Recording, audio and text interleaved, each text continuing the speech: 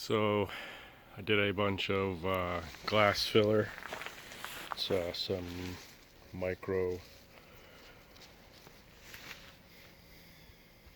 balloon, capsule, and some fiber.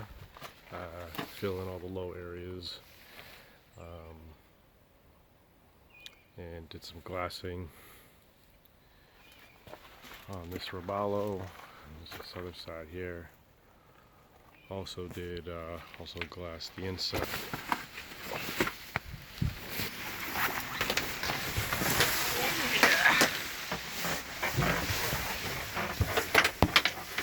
Here. And I'm gonna add a bit more. Probably do actually 4 more layers inside this. Just had some extra resin, so I threw a layer of matting on here. But I gotta throw some bending and all that good stuff. So I don't know. That is it for this roballo for today. This will dry. I'll come back and ferret out, sand it. I gotta go to East Hampton, and go do a pool inside.